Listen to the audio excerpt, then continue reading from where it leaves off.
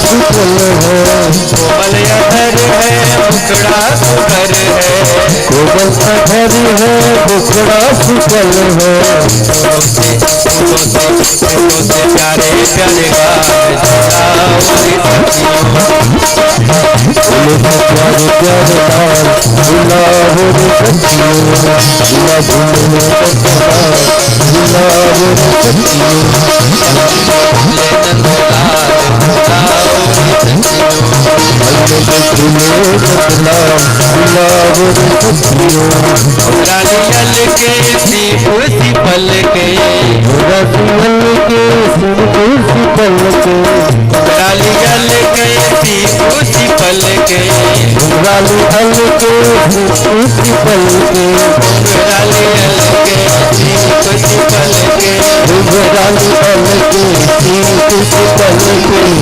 रालियल के सीपुर सिपल के, राली हल के सिंदूर सिपल के, पूनम के चंदा से भाव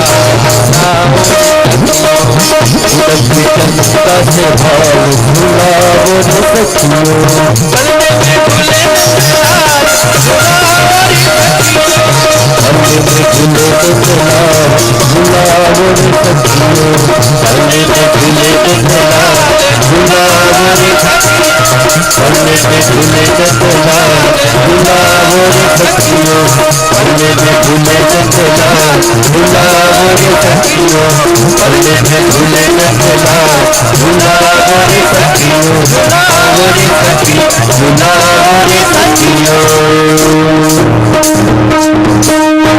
बोलिए वृंदावन बिहारी लाल की जय। गोकुल में भारी उत्सव हुआ।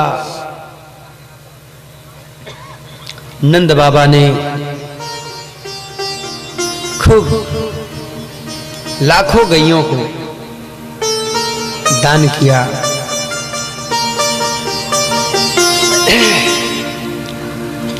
उस नंदोत्सव में सब लोग भाग लिए थे। पहले तो रोहिणी माता नहीं आ रही थी, एक कक्ष में अलग बैठी थी, लेकिन नंद बाबा ने जाकर के उनसे प्रार्थना की, विनती की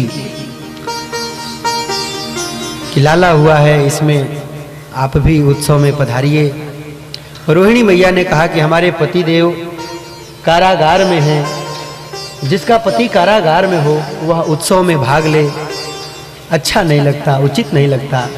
लेकिन फिर भी नंद बाबा ने बड़ी विनती करके, प्रार्थना करके रोहिणी मैया को भी, रोहिणी च महाभागा नंद गोपाभिनंदिता व्यचरद दिव्यवासः स्रक कंठाभरण घोषिता। दिव्य श्रृंगार करके रोहिणी मैया भी उस उत्सव में सम्मिलित हुई। बड़ा भारी उत्सव हुआ। उत्सव के पश्चात नंद बाबा कुछ गोपों को गोकुल की रक्षा में नियुक्त करके मथुरा चले गए। नंदः कंसस्य वार्षिक्यम करम दातुम कुरुद्वः। हे राजन परीक्षित, नंद बाबा गोपान गोकुल रक्षायाम निरूप्य मथुराम गतः। कुछ गोपों को गोकुल के रक्षा में नियुक्त करके नंद बाबा मथुरा चले गए वार्षिक कर देने के लिए। जो टैक्स दिया जाता है सरकार को, वही टैक्स कंस लेता था। तो नंदः कंसस्य वार्षिक्यम करम दातुम कुरुद्वः। वार्षिक टैक्स कर देने के लिए नंद बाबा चले गए मथुरा। मथुरा में जब पहुंचे नंद बाबा, वार्षिक कर दिया और बड़े प्रसन्न भाव से गए थे नंद बाबा। नंद बाबा ने कंस को भी सुंदर अच्छे घी में बना हुआ लड्डू नंद बाबा ने कंस को खिलाया। कंस लड्डू खाया, कहा कि बड़ा टेस्टी है, बहुत बढ़िया है। लेकिन किस खुशी में है, इसके पहले तो कभी लड्डू नहीं खिलाते थे, केवल आते थे, टैक्स भरते थे, चले जाते थे। अब की बार क्या बात है? नंद बाबा ने कहा कि पहले तो मुझे कोई पुत्र नहीं हो रहा था, लेकिन ठाकुर जी की कृपा से मेरे घर में पुत्र का जन्म हुआ है। अब जब कंस ने सुना कि नंद के घर में भी बालक का जन्म हुआ है, तो कंस की तो समझिए कि हवाई उड़ने लगी। कंस की हालत खराब हो गई। कंस ने सोचा कहीं ऐसा ना हो कि नंद के घर में ही वो बालक जन्म लिया हो। उस अष्टभुजी देवी ने कहा था कि तुमको मारने वाला तो कहीं और अन्यत्र जन्म ले चुका है, हो न हो इस नंद के घर में ही उसने जन्म लिया हो। नंद बाबा जब कंस के यहाँ से निकलने लगे तो कंस ने अपने मंत्रिमंडल को बुलाया और मंत्रिमंडल को बुला करके विचार विमर्श किया और कहा कि जो सबसे तगड़े तगड़े बलशाली जो दैत्य हों उनको एक एक करके गोकुल भेजो और गोकुल के सारे बच्चों को, जितने भी बच्चे वहां जन्म लिए हों, सबको नष्ट करवा दो।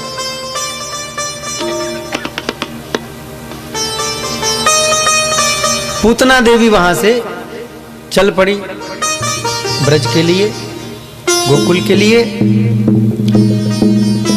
नंद बाबा जब राज्यसभा से निकले, जहां पर नंद बाबा ठहरे हुए थे अपने ग्राम वासियों के साथ, वहां पर वसुदेव जी उनसे भेंट करने के लिए आए।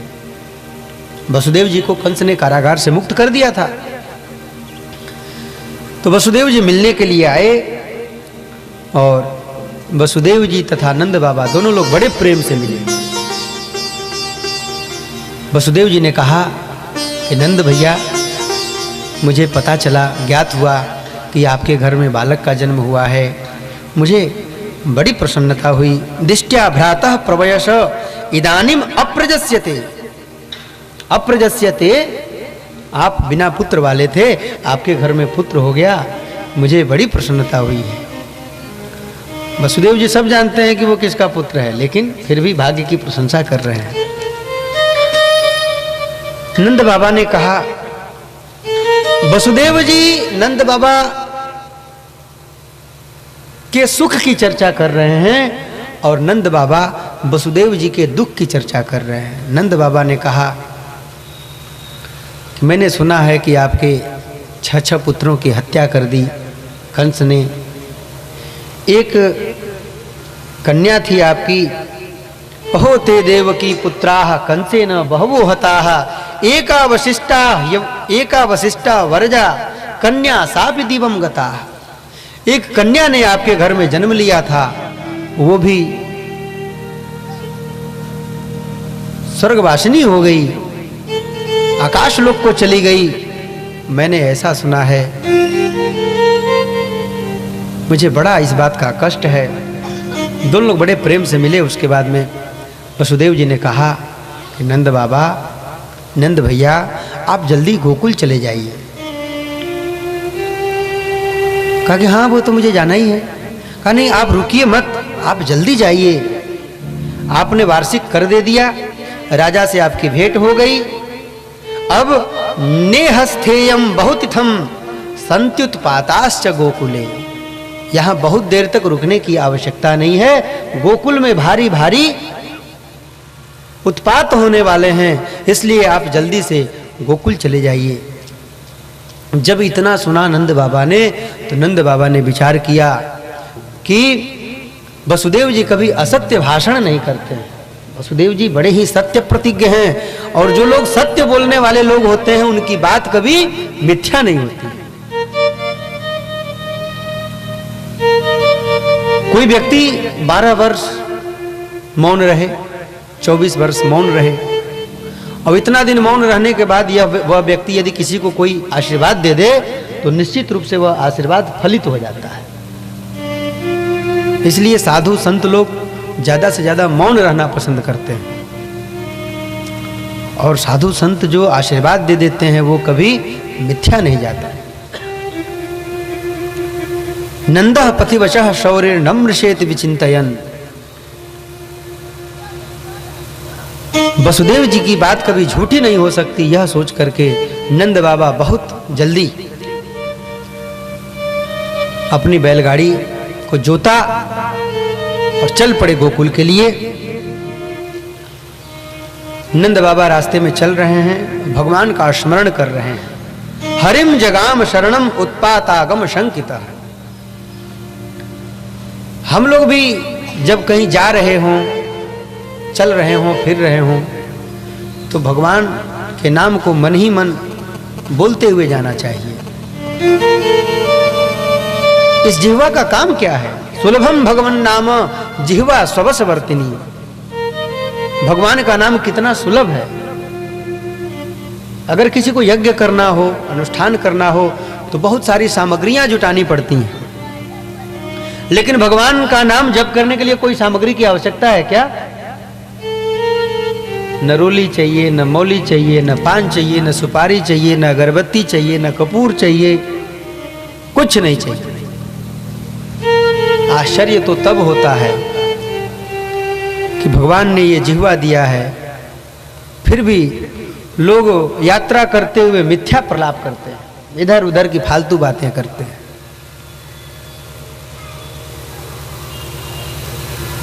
स्वामी करपात्री जी महाराज से कोई कहता कि महाराज घर पे बैठे बैठे समय नहीं कटता है, तो करपात्री जी महाराज कहा करते थे, करपात्री जी महाराज कहा करते थे कि समय कोई काटने की चीज है? काटा तो आलू प्याज जाता है, सब्जी वब्जी काटी जाती है, आलू वगैरह सब्जियां जो होती है वो काटी जाती है। समय काटने की चीज है? समय काटने की चीज नहीं है बंधुओं। समय को अच्छा बनाना चाहिए। समय अच्छा बनाने की चीज है। समय का सदुपयोग करना चाहिए, समय का दुरुपयोग नहीं करना चाहिए। 1 घंटा समय मिल गया, दोपहर में मिल गया, शाम को मिल गया, बैठ करके भजन करना चाहिए, भगवान की कीर्तन करनी चाहिए। नहीं भजन करने का मन कर रहा है, कोई बात नहीं, कोई शास्त्र ले लीजिए, रामायण निकाल लीजिए, रामचरितमानस की पोथी ले लीजिए, बैठ करके पाठ कीजिए। 5 दोहा, 10 दोहा, 30 दोहा, 33 दोहा, जो भी कुछ करना चाहिए। नंद बाबा को देखिए, नंद बाबा भगवान के नाम का संकीर्तन करते हुए चल पड़े गोकुल की ओर।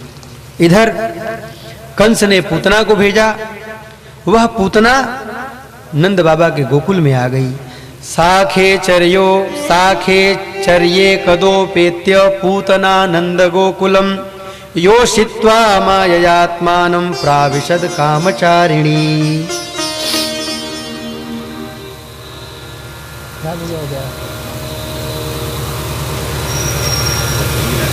वह पूतना नाम की राक्षसी योषयित्वा माया आत्मानं माया योषित्वा, माया के द्वारा अपने आप को खूब सुंदर बना करके खूब बढ़िया श्रृंगार किया पूतना ने, और खूब बढ़िया श्रृंगार करके और छोटे छोटे शिशुओं को देखते हुए मारते हुए पहुंच गई नंद बाबा के गोकुल में। और जब नंद बाबा के गोकुल के ग्वालों ने, वहां के ग्वालिनियों ने जब पूतना को देखा तो उन लोगों को लगा कि लगता है कि साक्षात लक्ष्मी देवी आ रही है। उसने अपने आप को ऐसा सजाया था और हाथ में एक कमल का पुष्प ले लिया था, और उस कमल के पुष्प को, उसका डंडी बड़ा, और उस कमल के पुष्प